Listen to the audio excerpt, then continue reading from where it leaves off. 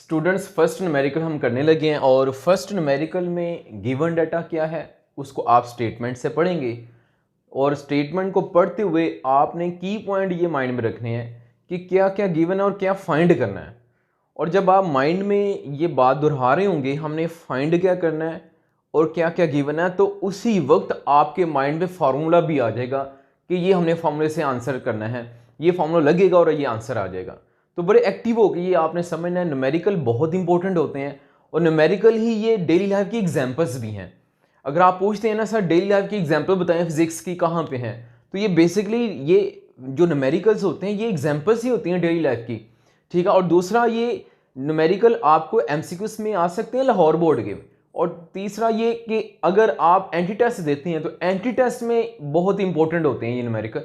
आपकी यहाँ पे प्रैक्टिस हो रही होती है एंटी टेस्ट की, अगर आप इसको समझ के करते हैं और खुद करते हैं, ठीक है, तो आपने इस पर अच्छा फोकस करना है, इसको अच्छे से प्रैक्टिस करनी है ताकि अभी से आप जो है ना कैलकुलेशन में फास्ट क्विक हो जाएं, आप करें और उसी वक्त आंसर का भी पता चल दे कि ये इसका आंसर हो सकता है। तो चलें हम फर्स्ट न्यूमेरिकल करते हैं। स्टेटमेंट आप खुद पढ़ेंगे, मैंने आपको ये गिवन डाटा इधर लिख दिया। न्यूमेरिकल में 3 हाइडिंग आपने बनानी है, फर्स्ट गिवन डाटा की, दूसरी फाइंड की और थर्ड होगी सोल्यूशन की। तो देखें फर्स्ट मैंने इधर गिवन डाटा लिखा हुआ है तो इधर हाइडिंग बना ली इसकी गिवन की, ठीक है, मैंने ये फर्स्ट हाइडिंग गिवन की बना दी। अब इसमें वो कहता है हमारे पास एक वेक्टर है और वेक्टर की जो टेल है वो पॉइंट पी पे है और इसकी टिप मीन हेड इसकी क्यू पे है। कुछ बुक्स में ए और बी लिखा होगा और ये मैंने जिस बुक से पढ़ा उसमें पी और क्यू लिखा हुआ है। ये टेक्स्ट बुक ओल्ड न्यू में बस फर्क है, पॉइंट्स ए बी है, किसी में पी क्यू है, तो कोई फर्क नहीं पड़ता, नंबर सेम है। पी का ये -2 3 यही होगा और जो हेड का है वो 3 9 ही होगा। पी क्यू हो जाए या ए बी हो जाए वो फर्क नहीं पड़ने वाला, ठीक है। तो मैंने हम यू लिख लेते हैं, पी क्यू लिख लेते हैं, या इधर ए बी आ जाए कोई फर्क नहीं पड़ना, नंबर वैल्यू सेम रहेंगी। अब देखिएगा जो इसकी टेल है वो कहाँ पे आ रही है, पी पे, इसकी हेड कहाँ पे आ रही है, ये हेड यानी टिप बुक में वर्ड यूज किया, टिप मीन हेड है, क्यू पे आ रही है यानी 3 9 पे आ रही है। कहते हैं बताएं पी और क्यू के दरमियान डिस्टेंस कितना होगा। तो बच्चों देखें हम डिस्टेंस फाइंड करने लगे हैं तो आपको पता है डिस्टेंस मैग्नीट्यूड बताएगा, जो मैग्नीट्यूड होगी एक्चुअली वही मैग्नीट्यूड डिस्टेंस होगी। तो यहां पे मैं कह देता हूं इन दोनों के दरमियान जो डिस्टेंस हमने फाइंड करना है वो ये मैग्नीट्यूड आर है, ठीक है, ये हमने फाइंड करनी है, तो यही हमारे पास डिस्टेंस होगा, यही मैंने इधर मेंशन कर दिया, ठीक है। गिवन फाइंड में क्या कहा, distance between P and Q point, P और क्यू के दरमियान डिस्टेंस फाइंड, और इसको हमने आर से लिख दिया, R is equal to question mark, और ये मैग्नीट्यूड का सिंबल होता है मोड विद एरोहेड, ठीक है। स्टूडेंट्स अब इसको सॉल्व करते हैं। तो सोल्यूशन में ऐसा करते हैं, हम पहले तो हमारे पास फार्मूला होना चाहिए, फार्मूला कौन सा लगेगा, फिर उस पर कैलकुलेशन करेंगे। तो फर्स्ट ऑफ ऑल आपके पास ना वेक्टर होना चाहिए, फिर वेक्टर की मैग्नीट्यूड आएगी, वही मैग्नीट्यूड डिस्टेंस होगा। तो बच्चों यहां पे देखें मैं इधर लिखता हूं, फार्मूला लिखता हूं डिस्टेंस का, R is equal to final minus initial, और यहां पे फाइनल जो पॉइंट बनेगा हेड इसका होगा फाइनल, यानी इसको मैं लिख लेता हूं आर क्यू, ठीक है, माइनस इनिशियल इसकी टेल होगी और ये इसको कहेगा आर पी। ये मैंने ना फार्मूला लिख दिया। अगर आप वेक्टर को देखें तो ये इनिशियल है, टेल यहां से शुरू हो रही है और हेड इसकी फाइनल होगी। फाइनल माइनस इनिशियल हमेशा ये डिस्टेंस का फार्मूला होता है, ठीक है। तो हमने क्या लिखा, final R Q position vector minus initial R P position vector, ये दोनों पॉइंट के पोजीशन वेक्टर को हम माइनस करेंगे तो ये आर आ जाएगा। अब ये हमारे पास वेक्टर है, इसकी मैग्नीट्यूड ले लेंगे तो वही हमारे पास डिस्टेंस होगा। अब देखें ये आर क्यू और आर पी पोजीशन वेक्टर है, ये हमने बनाने हैं, हमें पॉइंट दिए हुए हैं, हम उन पॉइंट के क्या कर लेंगे, पोजीशन वेक्टर बना लेंगे। अब देखें मेरे पास जो पॉइंट पी है, मैं इधर लिख लेता हूं, पॉइंट पी हमें दिया हुआ है -2 -3। अब इसका पोजीशन वेक्टर बनाते हैं। तो बच्चों देखें यहाँ पे इसको पोजीशन वेक्टर को हम आर पी से रिप्रेजेंट कर लेते हैं, और जो फर्स्ट आ रहा है -2 तो इसके साथ हम आई हेड लिख देंगे क्योंकि फर्स्ट कोएफिशिएंट एक्स होता है और एक्स के लिए आई हेड होता है, ठीक है। फिर उसके बाद दूसरा वाई कोएफिशिएंट होता है, ठीक है, वाई कोएफिशिएंट को हम किससे लिखेंगे, जे से लिखेंगे, तो इसके साथ 3 -3 के साथ हमने जे हेड लगा दिया। तो ये हमारे पास अब पोजीशन वेक्टर आ गया, इस पोजीशन वेक्टर का नाम हमने रख दिया आर पी रख दिया। अब दूसरा पॉइंट आ जाए क्यू है, तो यहां पे मैं क्यू पॉइंट लिखता हूं, क्यू पॉइंट हमारे पास दिया हुआ है 3 9, ठीक है, इसका पोजीशन वेक्टर बनाते हैं तो ये आ जाएगा R Q is equal to, R Q is equal to 3i, first के साथ आई हेड लगा दिया और सेकंड के साथ जे हैट लगा दिया। ठीक है, ये दोनों पॉजिटिव सिंबल थे, इधर पॉजिटिव आ रहा है, ऊपर नेगेटिव था इसलिए नेगेटिव सा लगा रहे थे। तो देखें ये हमारे पास आर क्यू पोजीशन वेक्टर आ गया। अब इन दोनों को क्या करेंगे, माइनस करेंगे तो आर आ जाएगा। ठीक है, तो माइनस करते हैं अब। तो इधर मैं लिखता हूं R vector is equal to R Q minus R P. ठीक है, अब वैल्यूज पुट कर लें आप। आर क्यू की वैल्यू ये आ रही है, ये आ रहा है 3i hat plus 9j hat, minus R P की वैल्यू यहां पे लिखी हुई है, क्या लिखी हुई है, -2i hat minus 3j hat. अब इसको सोल्व कर लें बच्चों, सोल्व मुश्किल नहीं है, बहुत सिंपल सा है। अब इसको तो पहले वाले वेक्टर को तो मैं वैसे ही लिख लेता हूं। देखें ये नेगेटिव इंटू नेगेटिव पॉजिटिव हो जाएगा तो ये आ जाएगा 2i हैट, फिर नेगेटिव इंटू नेगेटिव अगेन ये पॉजिटिव हो जाएगा तो ये आ जाएगा 3j हैट। अब ऐड करना है तो बच्चों आप जानते हैं कि i को i में ऐड करेंगे, ठीक है, और j को j में ऐड करेंगे। यहां पे क्या आ रहा है 3i और ये 2i है, इनको ऐड कर लें तो 5i हो जाएगा। ठीक है, तो यहां पे ये फॉर्मूला बन जाएगा r इज इक्वल टू, ये ऐड किया तो 5i हैट हो गया, फिर दूसरा इधर साथ क्या आ रहा है, इधर 9j हैट और ये 3j हैट है, तो इनको ऐड करें 9 + 3 12j हैट आ जाएगा। अब ये हमारे पास पोजीशन वेक्टर आ गया। हमने चूंकि मैग्नीट्यूड फाइंड करनी है यानी डिस्टेंस फाइंड करना है, वेक्टर का आ गया, अब इसकी मैग्नीट्यूड फाइंड करते हैं। आपने मैग्नीट्यूड का जनरल जो फॉर्मूला पढ़ा हुआ है वो ये है कि हम इसको लिखते हैं x कोएफिशिएंट स्क्वायर, ठीक है, और फिर y कोएफिशिएंट स्क्वायर, या इसको यूं भी लिख सकते हैं a square plus b square whole under root. Position vector में आपने ये फॉर्मूला पढ़ा था। आप अगर यहाँ पे फॉर्मूला लगाएं, वैल्यूज पुट करें तो a किसके साथ होता है, i के साथ होता है, यानी यहाँ पे a की वैल्यू क्या होगी 5 होगी। इधर 5 को a करेंगे और j के साथ वाले कोएफिशिएंट को हम b कहेंगे। ठीक है, तो इसका मतलब है a की जगह पे हम इधर 5 लिख देंगे, 5 स्क्वायर आ गया, और यहाँ पे b आ रहा है तो b की जगह हम 12 लिख देंगे, 12 स्क्वायर। ठीक है, अब इसको सोल्व कर लें, सोल्व कर लेंगे तो इसका आंसर 13 आ जाएगा। ठीक है, ये अब इसका चूंकि डिस्टेंस है तो बच्चों यूनिट जो होता है डिस्टेंस का वो मीटर होता है, लेकिन हमारी बुक्स में इधर जनरल लिखा हुआ है यूनिट्स। तो यूनिट्स का मतलब जनरल लिखा हुआ है, बुक में मेंशन नहीं किया था। मीटर इसका एक्चुअली यूनिट होता है डिस्टेंस का, तो हमने वैसे ही इसको क्या लिख दिया यूनिट्स। यूनिट्स का मतलब इधर मीटर ही होगा। तो ये हमने फर्स्ट न्यूमेरिकल का लिया। अब चलते हैं सेकंड न्यूमेरिकल की तरफ। अच्छा स्टूडेंट्स, अब हम थर्ड न्यूमेरिकल करने लगे हैं और अकॉर्डिंग टू स्मार्ट सिलेबस हम पढ़ रहे हैं। तो स्मार्ट सिलेबस में दूसरा न्यूमेरिकल इंक्लूड नहीं है, शामिल नहीं है, वो निकाल दिया हुआ है। अब थर्ड कर रहे हैं, ये थर्ड शामिल है, इसके बाद इसी तरह सारे शामिल नहीं है, जो जो होंगे स्मार्ट सिलेबस में हम सिर्फ वही करेंगे। ठीक है, अब देखें थर्ड में कहता है what is unit vector in the direction of vector A. Vector A की डायरेक्शन में यूनिट वेक्टर क्या होगा। ठीक है, ये इसकी स्टेटमेंट है। अब मैं इसको डायग्राम से भी ड्रा करता हूं। मैं कहता हूं ये वेक्टर ए है, ठीक है, तो वेक्टर ए की डायरेक्शन में यूनिट वेक्टर क्या होगा। तो वेक्टर ए की डायरेक्शन में मैं यूनिट वेक्टर ये ड्रा कर लेता हूं रेड कलर में। तो वेक्टर ए की डायरेक्शन में यूनिट वेक्टर ए हैट है और ये हमने फाइंड करना है। ठीक है, ये डायग्राम होगी। अब सॉल्यूशन करते हैं, बड़ा सिंपल सा छोटा सा न्यूमेरिकल है। इस तरह के बच्चों एमसीक्यूज में आते हैं, शॉर्ट क्वेश्चन में आते हैं, बहुत सिंपल से हैं। ये कई दफा लाहौर बोर्ड में भी आया हुआ है, टेस्टों में हम बार बार ये बच्चों को जब टेस्ट होता है उसमें ये देते हैं। वो है न्यूमेरिकल लेकिन हम इसको एमसीक्यूज में दे रहे होते हैं। चलें अब इसको करते हैं सॉल्व। आप पहले तो फॉर्मूला लिखें। आपको स्टेटमेंट पढ़ते हुए बच्चों आपको आइडिया हो जाना चाहिए फॉर्मूला कौन सा लगेगा। अगर आप न्यूमेरिकल पढ़ रहे हैं और पढ़ते हुए आपको आइडिया नहीं हो रहा कि ये कौन सा फॉर्मूला लगेगा, तो समझे आपको कंसेप्ट क्लियर नहीं है। आप इतने अटेंटिव होकर इसको सुने, समझें, पढ़ते पढ़ते आपको आइडिया होना चाहिए कि ये गिवन है, ये फाइंड है, और ये फाइंड करते हुए आपको वो उस बात तक पहुंच जाए कि ये बच्चों हमने ये करना है। ठीक है, अब आप पढ़ रहे हैं वेक्टर फाइंड, इस वेक्टर ए की डायरेक्शन में यूनिट वेक्टर फाइंड करना है। आइडिया मिल गया, यूनिट वेक्टर का फॉर्मूला लगाएंगे। फॉर्मूला आपको याद होगा, नहीं याद तो रिवाइज कर लें। क्या फॉर्मूला है, unit vector is equal to vector divided by its magnitude. तो यहां पे मैं फॉर्मूला लिख लेता हूं vector divided by its magnitude. Magnitude को लिखने के दो तरीके हैं, तो ये एरोहेड विद मोड भी लिखते हैं, तो मैं इस तरह से लिख लेता हूं। अब ये लिखते हैं वेक्टर तो दिया हुआ है, ठीक है, मैग्नीट्यूड नहीं है, तो मैग्नीट्यूड हम फाइंड कर लेंगे। तो चलें बच्चों हम मैग्नीट्यूड फाइंड करते हैं। मैग्नीट्यूड का जो जनरल फॉर्मूला हम इधर लिखेंगे ना, तो यूं लिख लेंगे magnitude of vector A is equal to X coefficient square, और यहाँ पे मैं ए वेक्टर है तो मैं ए को जनरल यू लिख लेता हूँ, a x square plus a y square whole under root. ठीक है, ये जनरल फॉर्मूला बना लेते हैं। ठीक है, यहाँ पे लास्ट टाइम पोजीशन वेक्टर में क्या लिखा था, small a square plus small b square whole under root, लेकिन इधर अब क्या लिख दिया, वेक्टर ए है तो वेक्टर ए के लिख लिया हमने a x square plus a y square whole under root.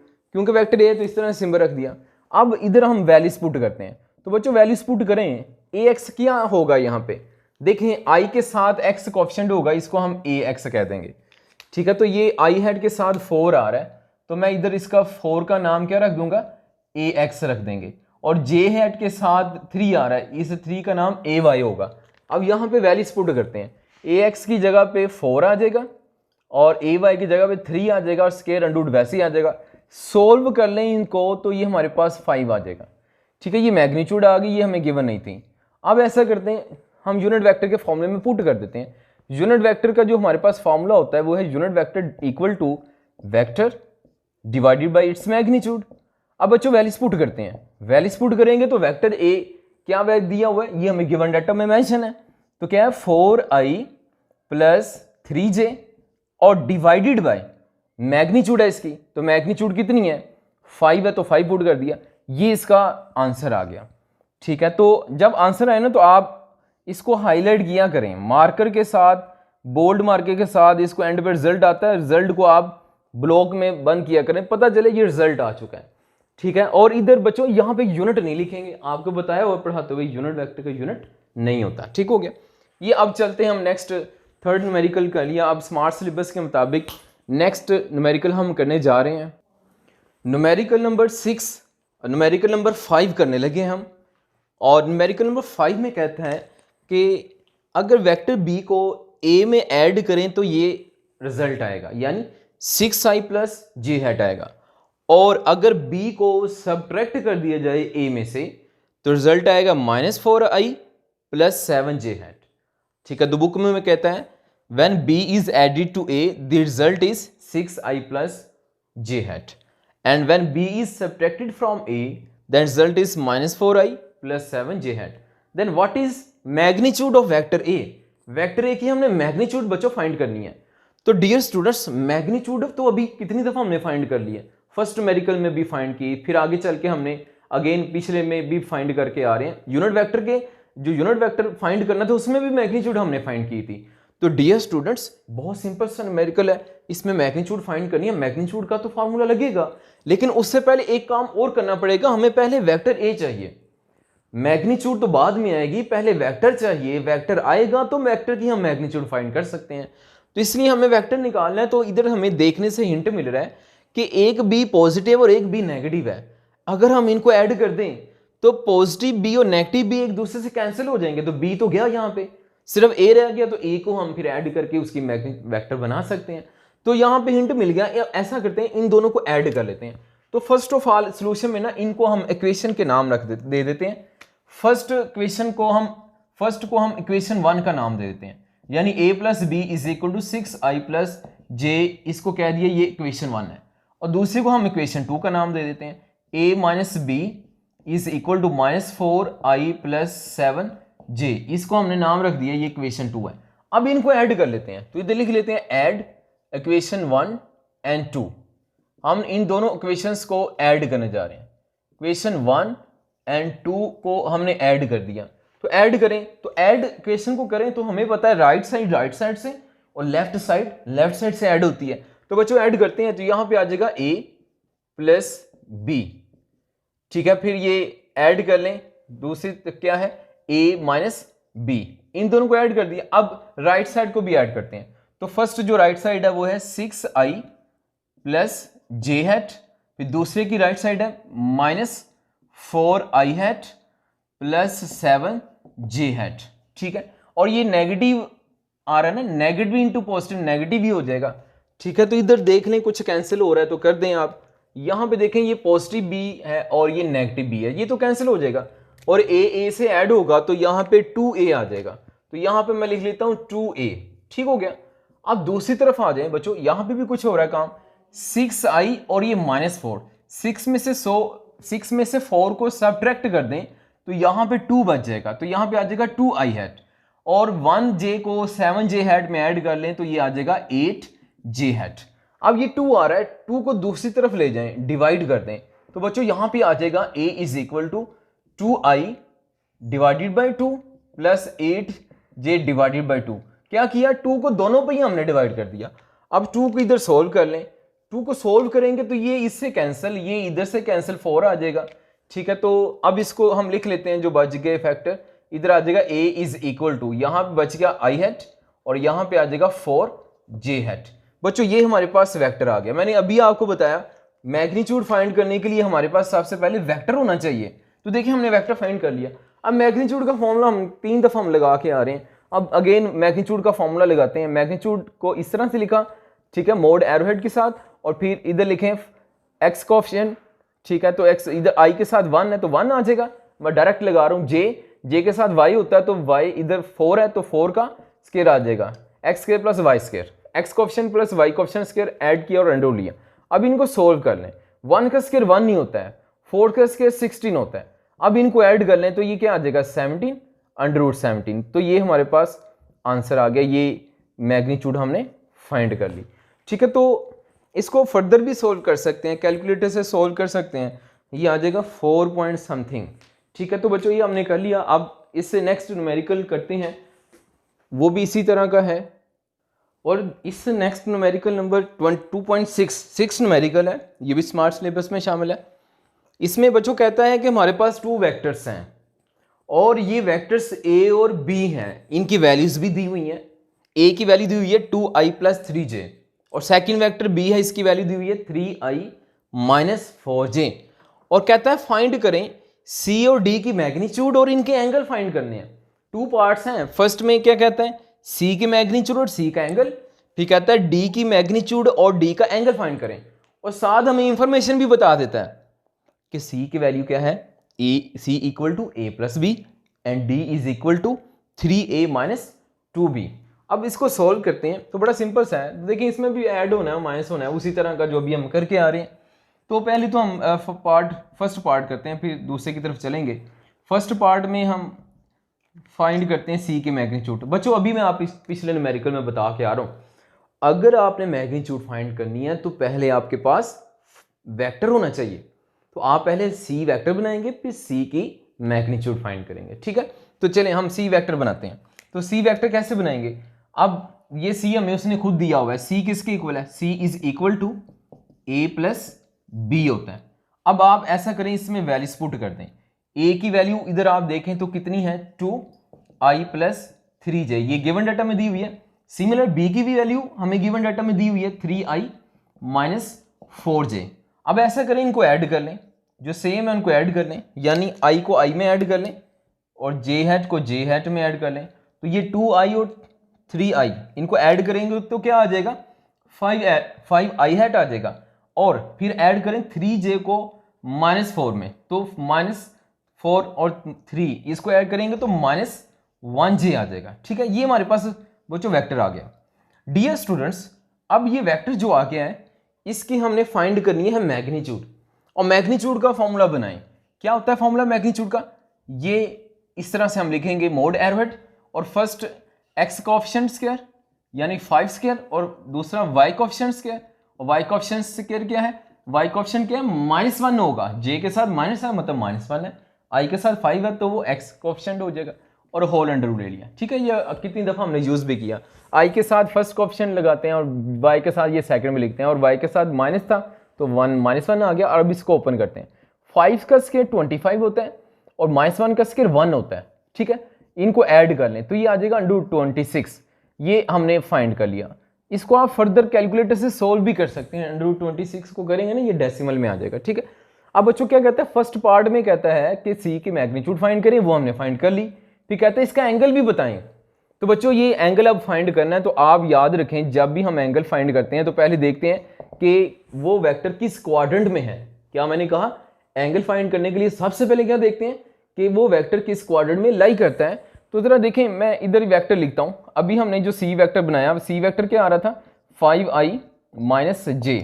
अब इसमें देखें x कोएफिशिएंट ये i के साथ है और i पॉजिटिव है, ठीक है, और y माइनस j है, तो इसका मतलब y क्या हुआ, नेगेटिव हुआ। अब देखें ये कौन सा क्वाड्रेंट बनाया, जरा देखें इसको, x पॉजिटिव और y नेगेटिव है। अगर मैं यहाँ पे यूं क्वाड्रेंट की डायग्राम बना लूँ, y नेगेटिव और x पॉजिटिव है, तो इसका मतलब है कि ये थर्ड क्वाड्रेंट में आ रहा है, ठीक है ना। ये सॉरी, इसमें x पॉजिटिव है तो x पॉजिटिव ये आ रहा है और ये यहाँ पे y नेगेटिव है, तो इसका मतलब ये फोर्थ क्वाड्रेंट में आ रहा है, जिसमें एक्स पॉजिटिव है और वाई नेगेटिव है, तो ये फोर्थ क्वाड्रेंट पर है। और बच्चों फोर्थ क्वाड्रेंट में एंगल थीटा आपने पढ़ा हुआ है किसके इक्वल होता है, angle theta is equal to 360 degree minus phi होता है। ठीक है, अब यहां पे हमने फाइंड करना फाई को, और फिर इसको 360 में माइनस कर देंगे, 360 डिग्री में माइनस करेंगे तो इसका आंसर आ जाएगा। तो देखिएगा यहां पे हमने ये फॉर्मूला क्या लिखा, फोर्थ क्वाड्रेंट पर है। आप चाहे इधर मेंशन भी कर दें, vector lies in fourth quadrant, vector fourth quadrant में लाई कर रहा है। जब ये फोर्थ क्वाड्रेंट में लाई करेगा तो इसका मतलब है एंगल क्या होगा फोर्थ क्वाड्रेंट में, ये आपने याद किए हुए हैं, theta equal to 360 minus phi, और यहाँ पे फाई की वैल्यू हमें चाहिए, तो फाई किसके इक्वल होता है, phi is equal to tan inverse, और क्या आ जाएगा, वाई ओवर एक्स कोएफिशिएंट होता है। अब सी वेक्टर इधर मैं लिख लेता हूँ सी वाई ओवर सी एक्स लिख लेता हूँ। अब वैल्यू से पुट करते हैं इधर टेन इनवर्स, ठीक है। सी वाई की वैल्यू अगर देखें तो ये सी वाई मीन जे के साथ सी वाई होगा, -1 है तो सी वाई की जगह क्या आ जाएगा, -1 आ जाएगा, डिवाइडेड बाय सी एक्स, आई के साथ सी एक्स कोएफिशिएंट होगा यानी 5 आ जाएगा। अब कुछ बच्चे सोच रहे होंगे सर ने माइनस नहीं लगाया। बच्चों मैंने याद करें आपको रूल बताया था, एक vector addition of vector by rectangular component में एक रूल बताया था, जब 5 फाइंड करते हैं, 5 भी एंगल है, जब 5 फाइंड करते हैं तो इसमें नेगेटिव पुट नहीं करते, irrespective of the sign of component, हम कंपोनेंट के साइन को पुट नहीं कर रहे होते 5 में, ठीक है। तो इस वजह से ये जो नेगेटिव आ रहा था उसको हमने पुट नहीं किया। इसको आप सोल्व कर लें तो ये 11.5 डिग्री इसका आंसर आ जाएगा, ठीक है। अब ये जो हमारे पास 11 यहाँ पे जो आंसर आएगा ये 11 डिग्री आ जाएगा, ठीक है। अब इसको आप पुट कर दें इस थीटा के फॉर्मूले में, थीटा हमारे पास क्या है 360 डिग्री -5 है, इसको इधर पुट कर दें तो ये आ जाएगा 360 डिग्री -11 डिग्री।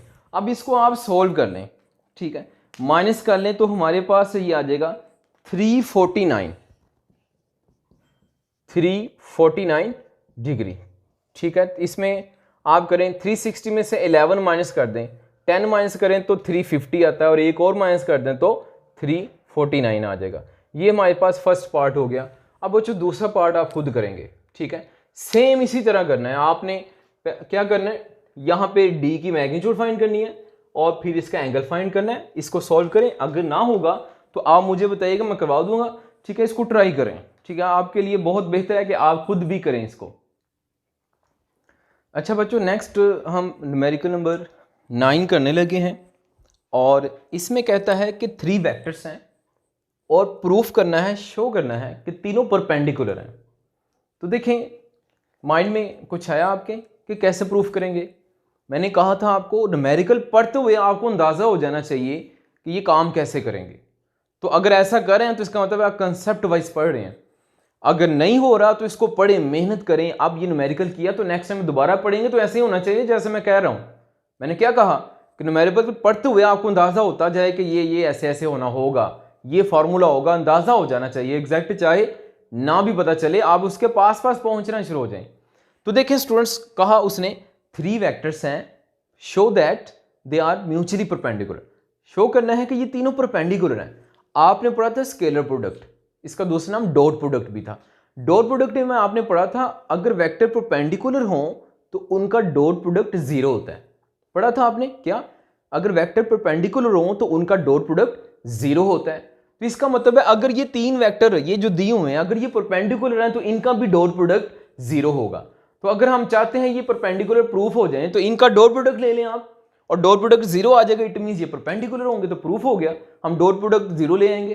तो हमने इसको नाम दे दिया, पहला दूसरा तीसरा, इसका तरतीब से नाम दे दिया A, B एंड C, और इनका क्या प्रूफ कर देंगे, डॉट प्रोडक्ट तीनों का 0 होगा, तो इट मींस ये तीनों म्यूचुअली परपेंडिकुलर हैं, एक दूसरे के तीनों परपेंडिकुलर होंगे। जैसे ये मैं कहता हूँ ये y और ये x और ये z तीनों म्यूचुअली परपेंडिकुलर हैं, ठीक है। तो परपेंडिकुलर होंगे तो डॉट प्रोडक्ट 0 आएगा। चलिए इसको सोल्व करते हैं। मैं एक बच्चों आपको सिर्फ एक सोल्व करवाऊंगा, बाकी आपने खुद सोल्व करना है, ठीक है। तो यहां पे मैं सोल्व करता हूं a डॉट b, और इसमें वैल्यूज पुट करते हैं। a की वैल्यू दी हुई है i plus j plus k hat, ठीक है, डॉट प्रोडक्ट, और b की वैल्यू हमें दी हुई है 2i hat minus 3j hat plus k hat. ठीक है, इनका डॉट प्रोडक्ट लें।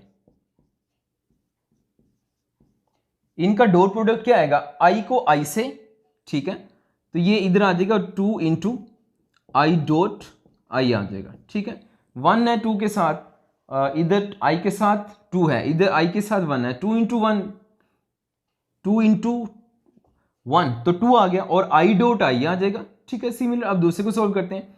इधर j के साथ 1 है, इधर j के साथ -3 है, तो 1 इंटू -3 आ जाएगा। ठीक है, और साथ क्या आ जाएगा, j डॉट j आ जाएगा। ठीक हो गया। अब देखते हैं k आ रहा है, इधर k के साथ 1 है, इधर भी k के साथ 1 है, तो 1 इंटू 1 आ जाएगा और साथ हम लिख लेंगे यहाँ पे k डॉट, एक तो माइनस आ जाएगा और साथ क्या आ जाएगा, k डॉट k आ जाएगा। अब इसको सॉल्व कर लेते हैं।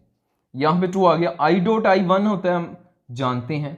ठीक है, और इधर ये -3 आ जाएगा।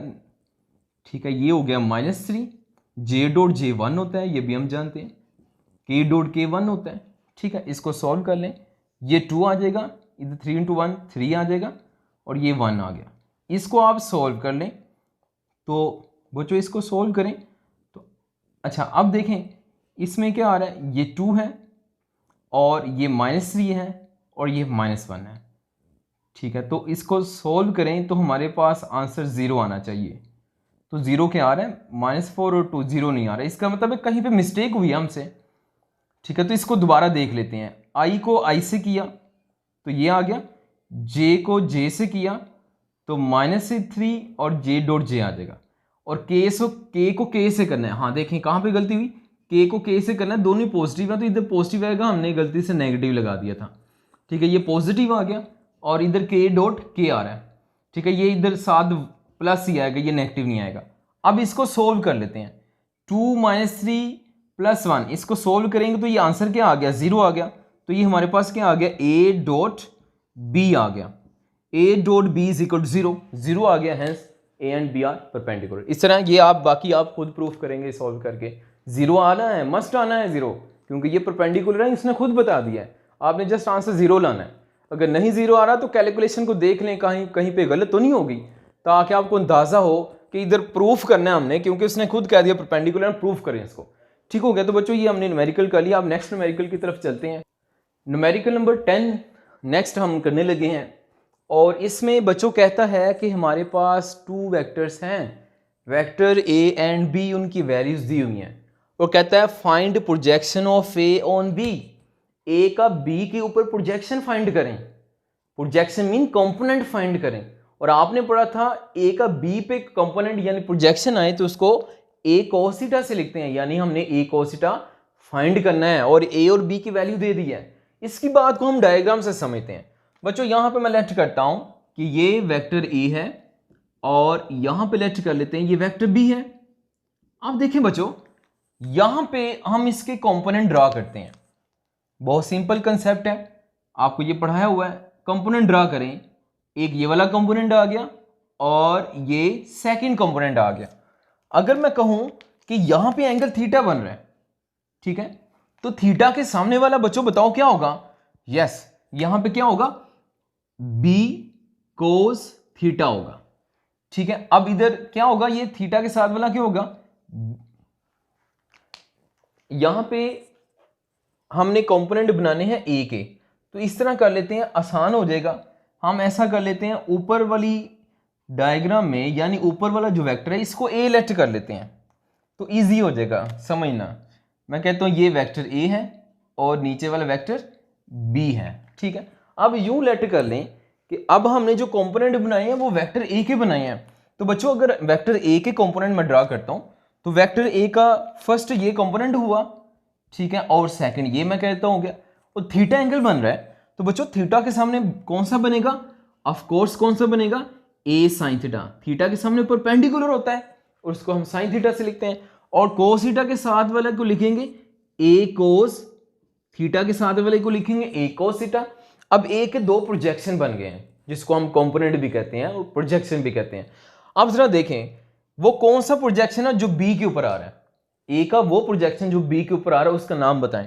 तो ऑफ कोर्स आप कहेंगे कि ये ए cos थीटा है, ए cos थीटा बी के ऊपर आ रहा है, ये रेड जो लाइन है डॉटेड ये बी के ऊपर है, तो पैरेलल है, यूं कह लें पैरेलल ऑन अलोंग बी है, तो इसके ऊपर आ रहा है, तो इसलिए इसको हमने फाइंड करना है, यानी ए cos थीटा हमने फाइंड करना है। अब ए cos थीटा फाइंड करने के लिए हम फॉर्मूला तो डॉट प्रोडक्ट का ही लगाएंगे।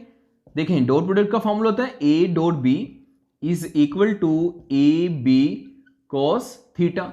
हमने यहाँ पे ए cos थीटा फाइंड करना है, तो इसको थोड़ा सा रीअरेंज कर लेते हैं बच्चों। अगर हम इसको रीअरेंज करें तो इसको यू लिख सकते हैं, क्या, इसको बी को और इधर सा लिख दिया ए cos थीटा, ठीक है। ए cos थीटा को मल्टीप्लाई हो रहे हैं ना, तो कर सकते हैं इस तरह से। अब बी को इस तरह करें, आप दूसरी साइड पे डिवाइड कर दें, तो डिवाइड करेंगे तो आ जाएगा A dot B divided by B magnitude is equal to A cos theta. ये हमारे पास फॉर्मूला बन गया, इस फॉर्मूले को यूज करेंगे। अब ये मैं फॉर्मूला, इस फॉर्मूले में बच्चों देखें क्या क्या चाहिए, हमें बी मैग्नीट्यूड चाहिए और ए डॉट बी चाहिए, तो दोनों हम फाइंड कर लेते हैं। फर्स्ट ऑफ ऑल हम ए डॉट बी फाइंड कर लेते हैं। तो ए डॉट बी फाइंड करने के लिए यहां पे आप डॉट प्रोडक्ट लेंगे और बी का, ए की वैल्यू ये दी हुई है और बी में देखें ये जे नहीं कंपोनेंट दिया हुआ, तो जे को हम यू लिख सकते हैं, जो कंपोनेंट ना हो उसको हम क्या लिख दें, जीरो जे लिख दें, क्योंकि जीरो उसमें ऐड होगा तो फिर वही आंसर आ जाएगा जो पहले वाला था, ठीक है। इधर जे नहीं था तो क्या लिख दिया, जीरो जे लिख दिया, सॉल्व करेंगे तो यही आ जाएगा। अब ये ए और बी बन गए, अब ऊपर भी तीन थे नीचे भी तीन कंपोनेंट की फॉर्म में हमने लिख दिया इसको बी को। अब इसको इधर डॉट प्रोडक्ट लेते हैं, तो मैं ए की पहले वैल्यू लिखता हूं, ए की वैल्यू है i hat minus j hat plus 3k hat into dot product, और बी की वैल्यू लिखते हैं 3i hat plus 0j hat and minus 4k hat. अब इनका डॉट प्रोडक्ट लेते हैं, और डॉट प्रोडक्ट अभी आप पिछले न्यूमेरिकल में भी करके आए थे, तो i को i से करते हैं, मैं डायरेक्ट करने लगा हूं, क्योंकि हमें पता है i dot i1 j dot j1 k dot k1। अब बच्चों मैं डायरेक्ट करने लगा, आप इस तरह से डायरेक्ट कर सकते हैं। कैसे, i को i से मल्टीप्लाई करेंगे, i डॉट i 1 हो जाएगा, कोएफिशिएंट को मल्टीप्लाई कर दें, इधर 1 है इधर 3 है, 1 इंटू 3 तो 3 आ जाएगा, ठीक हो गया। अब j की बारी है, j को j से हम करेंगे, इधर j का कोएफिशिएंट 0 है, इधर j का कोएफिशिएंट 2 है, -2 और 0 को मल्टीप्लाई करें तो ये क्या आ जाएगा, डायरेक्ट 2 आ जाएगा और 0 आ जाएगा, 2 इंटू 0 0, तो ये सारे 0 हो जाएगा, ठीक है। उसके बाद आ जाए, ये माइनस आ जाएगा ना, माइनस है तो इसलिए इधर माइनस लगा दिया। अब 3k है, ये -4k है, 3 को -4 से मल्टीप्लाई करें तो -12 आ जाएगा, और k डॉट k1 होता है, ठीक है। तो k dot i dot i j dot j ये लगाने की जरूरत ही नहीं है, ये तो 1 हो जाने, आप जस्ट कोएफिशिएंट को मल्टीप्लाई करें तो आंसर आ जाएगा। अब इसको मैंने सोल्व किया तो ये -12 है, ये आ जाएगा ना 3 -12 आ जाएगा, इसको माइनस करें तो ये -9 आ जाएगा, तो हमारे पास ये वैल्यू आ गई a dot b is equal to -9 आ गया। अब मैग्नीट्यूड b की निकालनी है, इस फॉर्मूले में b की मैग्नीट्यूड चाहिए, तो b का फॉर्मूला लगाते हैं। तो b का मैं लिख लेता हूँ bx x coefficient square plus y coefficient square whole under root. अब इसमें वैल्यूज पुट कर लेते हैं, तो वैल्यूज पुट करें, b कोएफिशिएंट क्या है हमारे पास, पहले तो b वेक्टर देखें कहाँ पे है, ये b वेक्टर दिया हुआ है और इसमें i के साथ 3 आ रहा है, तो इधर 3 लगा देंगे।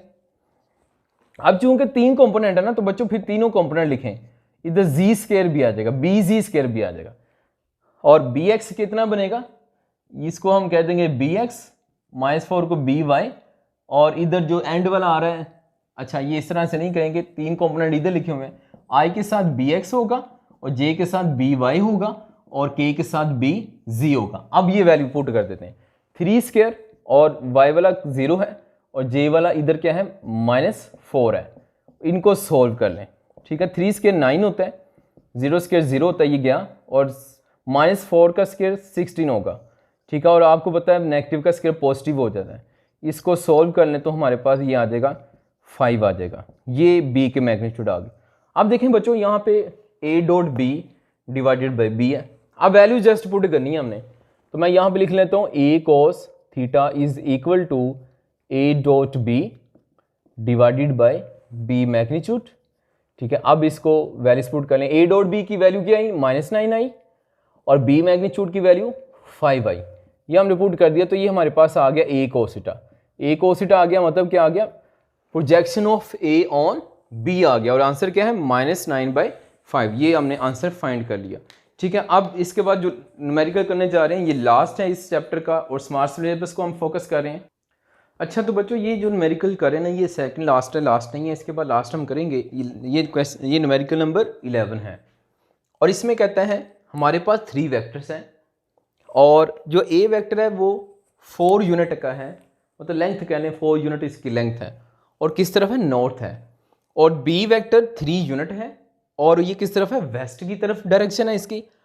और सी वेक्टर की जो लेंथ है वो कितनी है, लेट 8 यूनिट है, और वो किस डायरेक्शन में है, ईस्ट की तरफ है। तो बच्चों ये इतनी जो इसने हमें इंफॉर्मेशन दी है ना, हम ऐसा करते हैं इसकी पहले डायग्राम ड्रा कर लेते हैं। यहाँ पे मैंने डायग्राम ड्रा करता हूँ, ये स्टैंडर्ड डायग्राम है। ये 2 लाइन्स आपने ड्रा करनी है, हमेशा ऊपर वाली लाइन पे नॉर्थ और राइट साइड पे ईस्ट लगा दें। ठीक है, आपने क्या किया, ये लाइंस लगाई 2, और अपर पे नॉर्थ और राइट साइड पे ईस्ट लिख देना। ठीक है, अब नॉर्थ का ऑपोजिट साउथ होता है, ईस्ट का ऑपोजिट वेस्ट होता है। ठीक हो गया, ये स्केल बना लेंगे आप। उसके बाद वेक्टर जरा बनाते हैं हम। वेक्टर हम ए और बी बनाते हैं। उसने क्या कहा, ए किस तरफ है, नॉर्थ की तरफ है, तो मैं यहाँ पे वेक्टर ए ड्रा कर लेता हूँ, और वेक्टर ए इस वक्त नॉर्थ की तरफ है। ठीक हो गया। अब आ जाए, दूसरा वेक्टर बी है, और वेक्टर बी वेस्ट की तरफ है, तो ये यहाँ पे आ जाएगा vector B which is towards west. ठीक हो गया। अब तीसरा वेक्टर आ जाए सी, और ये सी ईस्ट की तरफ है, तो यहाँ पे सी वेक्टर ड्रा कर लेते हैं जो कि ईस्ट की तरफ है। ठीक है, अब एंगल भी आपको बखूबी खुद ही अंदाजा हो जाएगा कि हम ए क्रॉस बी, वो कहता है describe vector product a b and c, इन तीनों का वेक्टर प्रोडक्ट डिस्क्राइब करना है। तो ए क्रॉस बी पहले डिस्क्राइब करते हैं। मैंने बच्चों एक पार्ट करवाना है, बाकी आपने खुद करने हैं, सेम इसी तरह के हैं। ठीक है, तो आप जरा देखें, मैं इसमें जो फर्स्ट करता हूँ ना, ये इसको फर्स्ट कह लेते हैं, ये इसका सेकंड पार्ट कह लेते हैं, और ये इसका थर्ड पार्ट है। तो फर्स्ट पार्ट मैं आपको करवाने लगा हूँ। फर्स्ट पार्ट में हमने क्या बताना है, ए क्रॉस बी के बारे में बताना है, और इसका फॉर्मूला क्या होगा, चूंकि ये वेक्टर प्रोडक्ट है तो इसका फॉर्मूला होगा A B sine theta into N hat आएगा। अब ये वैल्यूज हम पुट करने जा रहे हैं। अब वैल्यू पुट करें तो इसमें क्या आएगा, a cross b is equal to, a की वैल्यू कितनी है 4 यूनिट, तो यहाँ पे 4 लिख दिया। बी की वैल्यू कितनी है 3 यूनिट्स, तो यहाँ पे हमने 3 लिख दिया। ठीक है, और यहाँ पे आ रहा है साइन थीटा। अब एंगल देखने हैं और ए और बी का, तो ए और बी के दरमियान एंगल कितना बन रहा है, 90 डिग्री बन रहा है। समझ के बाद बच्चों, क्या ए और बी दोनों लाइन परपेंडिकुलर है, तो ये 90 एंगल बना, तो यहाँ पे लिख देंगे साइन 90 डिग्री, और साथ एन हैट वैसे ही आ जाएगा। अब इसको आप सॉल्व कर लें, सॉल्व करेंगे 3 इंटू 4 12 आ जाएगा। ठीक है, और साइन 90 1 होता है, और साथ एन हैट वैसे ही आ जाएगा। तो सॉल्व किया तो क्या आ गया 12 एन हैट। अब बात अभी तक खत्म नहीं हुई, एन हैट यहाँ पे आ रहा है, हम देखना है एन हैट किस डायरेक्शन में होगा। आपको पता है एन हैट यूनिट वेक्टर है, इसको राइट हैंड रूल से बताते हैं। तो यहाँ पे ए यहाँ पे आ रहा है ए क्रॉस बी, तो फिंगर्स को ए से बी की तरफ कर्ल करें, यानी इस तरफ कर्ल करेंगे, ए से बी की तरफ कर्ल करेंगे, थंब को इरेक्ट रखेंगे, थंब हमें एन हैट की डायरेक्शन बताएगा। तो चलें कर्ल करते हैं ए क्रॉस बी, या तो थंब आउटवर्ड आ रहा है, ये आउटवर्ड आ रहा है, यानी हम इधर यूं कह लेंगे कि ये जो आंसर हमारे पास आ रहा है इसको हम यूं लिख देंगे, a cross b is equal to 12 vertically outward. Vertically इसको अपवर्ड, वर्टिकली अपवर्ड भी कह सकते हैं, तो इसको यूं कह सकते हैं आउटवर्ड। डायरेक्शन क्या आ रही है, आउटवर्ड आ रही है। ठीक हो गया। और इधर आप आउटवर्ड की जगह पे वर्टिकली अपवर्ड भी लिख सकते हैं। ठीक है, वर्टिकली अपवर्ड इसलिए लिखा क्योंकि जब इसको किया तो ये अपवर्ड आउटवर्ड आ रहा है, और व्हाइट बोर्ड पे जब ड्रा करेंगे तो इसको अपवर्ड ड्रा कर देंगे। ठीक है, इस तरह बाकी भी आप खुद करें। इसके 3 पार्ट्स हैं, बहुत सिंपल से हैं। ठीक है, अब जो करने जा रहे हैं ये न्यूमेरिकल नंबर लास्ट है इस चैप्टर का स्मार्ट सिलेबस के मुताबिक। अच्छा, तो ये न्यूमेरिकल नंबर 14 है बच्चों, और ये स्मार्ट सिलेबस के मुताबिक चैप्टर नंबर 12 का और चैप्टर नंबर 2 का ये लास्ट न्यूमेरिकल है। बाकी जो हमने नहीं किए इस एक्सरसाइज के वो इंक्लूड नहीं है स्मार्ट सिलेबस में। ठीक है, तो अब देखिए इसमें कहता क्या है, कहता है magnitude of dot product and cross product are 6 into √3 and 6 respectively. कहता है डॉट प्रोडक्ट की मैग्नीट्यूड और साइन यानी वेक्टर प्रोडक्ट की मैग्नीट्यूड दी हुई है और हमें पता है डॉट प्रोडक्ट की मैग्नीट्यूड को हम ए बी cos थीटा से लिखते हैं और हम क्रॉस प्रोडक्ट की मैग्नीट्यूड को ए बी साइन थीटा से लिखते हैं। एन हैट नहीं लगाएंगे इधर क्रॉस में अब, क्योंकि वो तो डायरेक्शन हो जाएगी, हम मैग्नीट्यूड की बात कर रहे हैं। तो क्रॉस प्रोडक्ट की मैग्नीट्यूड को ए बी साइन थीटा से लिखते हैं और ये 6 है, ऊपर वाली 6 इंटू √3 है। वो कहता है बताएं वेक्टर्स के दरमियान एंगल क्या होगा। तो देखिए बच्चों बड़ा सिंपल सा न्यूमेरिकल है, ये न्यूमेरिकल आ जाए तो इसमें आप ऐसा करें, पहले तो ये जो क्वेश्चन उसने खुद हमें दी हैं इनको हम नाम दे देते हैं। तो फर्स्ट का हम नाम दे देते हैं क्वेश्चन नंबर 1, ठीक है, और फिर दूसरी का हम नाम रख देते हैं इक्वेशन 2, ठीक है, और ये 6 की वैल्यू है दूसरी तरफ।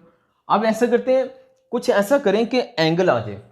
देखिए बच्चों मेरे जहन में जो आ रही है बात वो ये होगा कि ए बी बीच में से कैंसिल हो जाए तो बाकी कोस थीटा रह जाएगा, थीटा हम निकाल लेंगे, कोस को इन्वर्स कर लेंगे दूसरी तरफ। तो ए बी को हम कैंसिल कैसे कर सकते हैं, ए की तरह से कैंसिल कर सकते हैं कि इन दोनों को डिवाइड कर दें। तो ऐसा करते हैं, अब इन दोनों को डिवाइड करते हैं, डिवाइड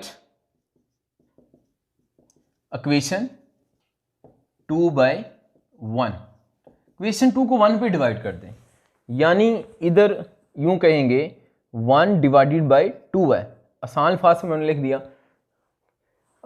2 को ऊपर रखें, 2 डिवाइडेड बाई 1 और 1 को इक्वेशन 1 को डिनोमिनेटर में रखेंगे।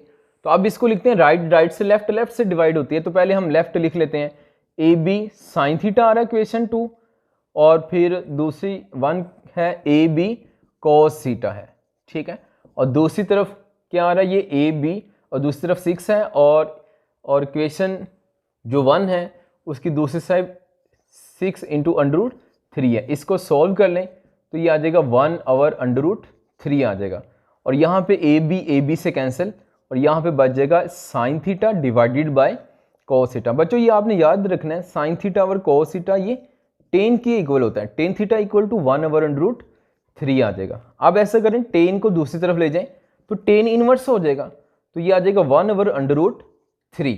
अब इससे टेन इनवर्स ले लें, आप यहाँ से आप टेन इनवर्स लेंगे तो आपके पास एंगल आ जाएगा, ठीक है, यहाँ पे जो एंगल आपके पास आएगा ये आ जाएगा 30 डिग्री आ जाएगा, ठीक है, ये आंसर आ गया। तो बच्चों ये हमारे न्यूमेरिकल कंप्लीट हो गए, तो उम्मीद है आपको अच्छे से समझ आ गई होगी। तो अब हम मिलते हैं नेक्स्ट लेक्चर में नेक्स्ट टॉपिक के साथ और हम नेक्स्ट चैप्टर नया चैप्टर शुरू करने जा रहे हैं और वो चैप्टर नंबर 3 है, ठीक है। तो ये लेक्चर आप पूरे कंप्लीट सुन लें, फिर चैप्टर नंबर 3 इस नेक्स्ट लेक्चर में मिलेगा। तो इजाज़त दें, मिलते हैं नेक्स्ट लेक्चर में। अल्लाह हाफ़िज़।